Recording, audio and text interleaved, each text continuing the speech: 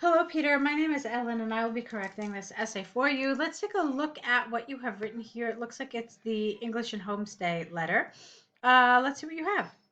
Dear host family, thank you for allowing me into your home. With this letter, I would like to introduce myself. My name is Peter. I am 36 years old and live in the town of Gothenburg in south of Sweden. The reason for me traveling to the UK is first and foremost to improve my English, but also to learn more about British culture and everyday life. Okay. Um, it's fine. But given the fact that you need a 7.5, there are a few things that I would change here.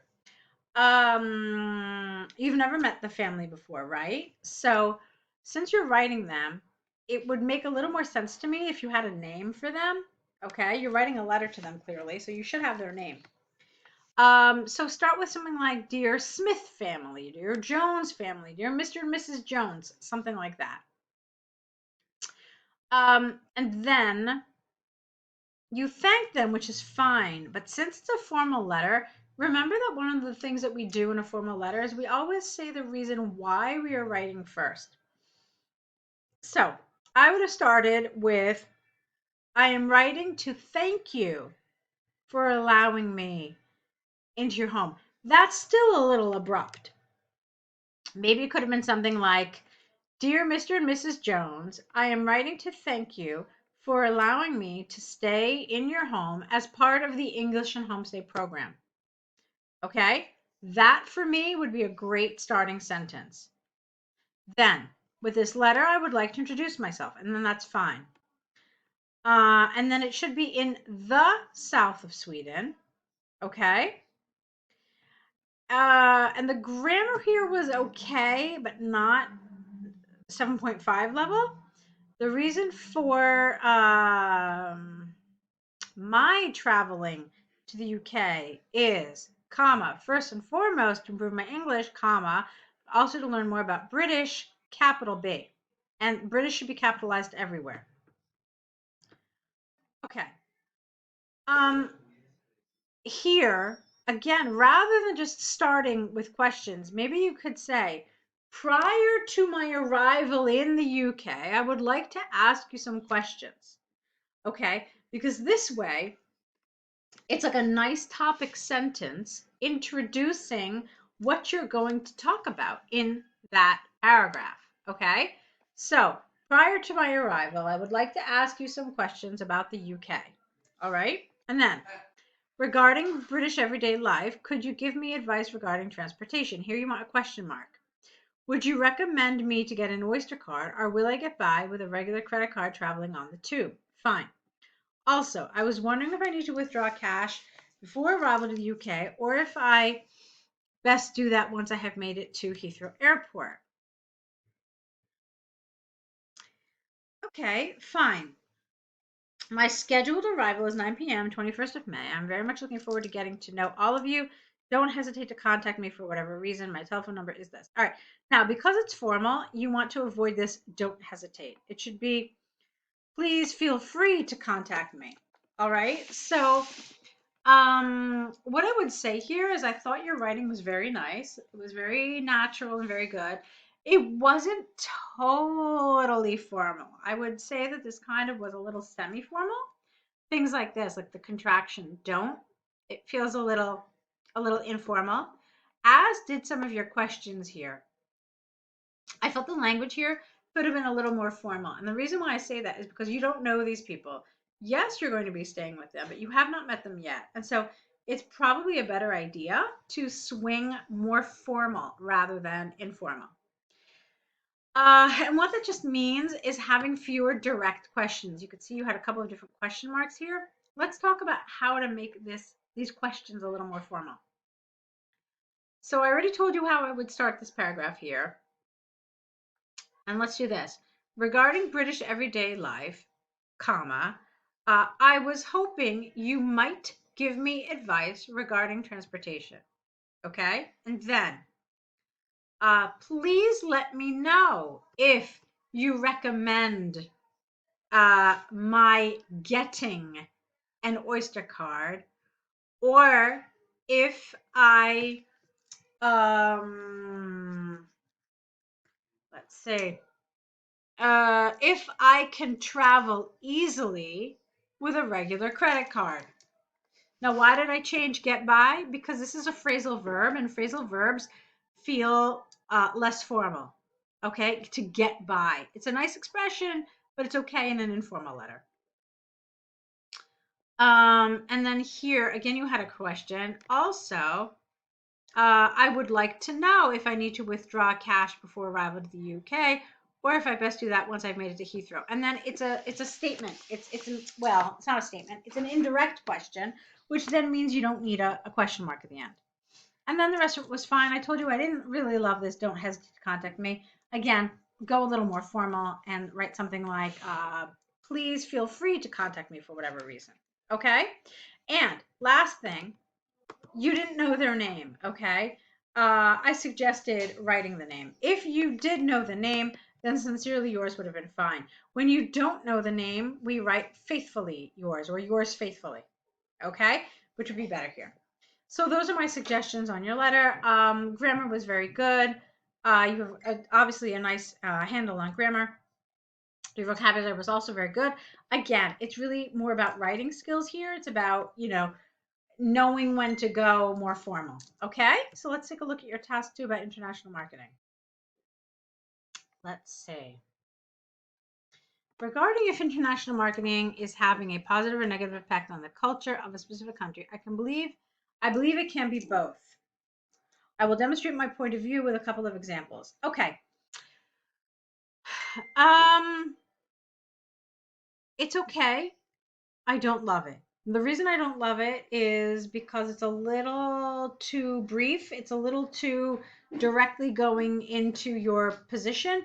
And so it doesn't really follow the conventions of IELTS essay writing. What would have been better here is if you had started off with a sentence that essentially rephrased the topic, saying something like, there is considerable debate nowadays regarding whether international marketing is an excellent educational tool or if it creates problems for the host country. Okay, so that for me would have been a better kind of introductory sentence. And then you could have said, in my opinion, I believe it can be both. I also didn't like this. It's not is having, it's if it has. Present simple. Now, another issue is that I don't like this kind of in the middle. It's not really a great idea. You want to at least sway a little bit in one direction, okay? Because it will help your writing and it will make your writing clearer and it will help you in a variety of ways that we'll talk about, okay? This to me felt a little too conversational with a couple of examples. How about I will demonstrate my point of view with arguments that support my opinion. Let's continue. Where I live, in the country of Sweden, I am often struck by the variety of cafes and restaurants. Suddenly, I can't seem to find traditional courses being represented on the menu of urban restaurants. Sushi and dumplings are now being preferred instead of Swedish meatballs. Smaller cafes are closing down due to competition from American franchises serving beverages, which was unheard of just 10 years ago. Okay. Traveling to urban areas in other countries, I notice a lack of originality. I often see the same stores and restaurants as I would find in other countries in the western part of the world. I worry that larger companies and brands are dominant to the extent that small to medium local companies will cease to exist. You don't need the comma. On the positive note, I believe that the evolving, what? I believe that, how about this? The evolution of a strong idea or product is much easier today. It does not matter if you were from a rural part of a Scandinavian country, you can still, you can still be very much a part of the international context. The leap to launching a product to a global market has never been easier due to modern technology. Finally, I would like to point out that I hope globalization utterly leads to people better understanding and respecting each other regardless of culture or religion. Okay. So the reason, Peter, I decided to read this like this was because I wanted to see where you were going with this. For me, your grammar was very good. Your vocabulary was very good. You obviously have a nice handle on English. For me, the problem was format and structure and task achievement. So you didn't really answer the question. This to me felt like it was a much more stream of consciousness kind of essay, and you didn't answer the question. Okay. Another problem is that you kind of misunderstood the question. You really were talking about globalization in a general sense, and this kind of like homogeneous atmosphere that pervades. But that's globalization. That's not international marketing. International marketing, yes, it falls under the umbrella of globalization, but it's actually something quite separate. So you didn't answer the question. And as I said, for me, structure was a problem. So if I were going to grade this as an IELTS examiner, I would have scored you high on lexical resource and grammar, but I would not have scored you high on task achievement or on coherence and cohesion because it's missing the structure and it's also not answering the question. Okay. So, I already talked to you, I think, in depth about your introduction and how you needed to structure it. But here too, this was really just about, internationalizing cuisine. It's not talking about why this is invasive or intrusive. It's not talking about international marketing. Okay. So when we talk about international marketing, we mean when a company from another country tries to market its product or service into a new country, ideally trying to have an understanding of that country's needs, that country's culture, that country's mentality. Okay. So, for example, you said something here about sushi. Right. So let's imagine that a Japanese car company was trying to advertise in Sweden its new model of car. Okay. They would try to do this using actors who are Swedish and trying to emulate this kind of Swedish lifestyle, even though the company and, maybe its marketing plan and whatever all come from Japan. Okay. So that's what international marketing is. Why is this an invasion and an intrusion? Okay. So this is what we need to be thinking of here, just to give you an example. So this you can see is really irrelevant. Also, it doesn't really follow the structure. A good IELTS essay needs to have several components. It needs to have a clear topic sentence where the reader, upon reading it, immediately understands what the central idea of what the paragraph is. So for something like this, it should be many people in countries where international marketing is present feel that it is a negative influence on their culture. Okay, so reading that, I know, oh, okay, so here we're going to talk about why people think it's invasive and intrusive. And then you tell me the ideas why. You explain to me why, and then you support those ideas.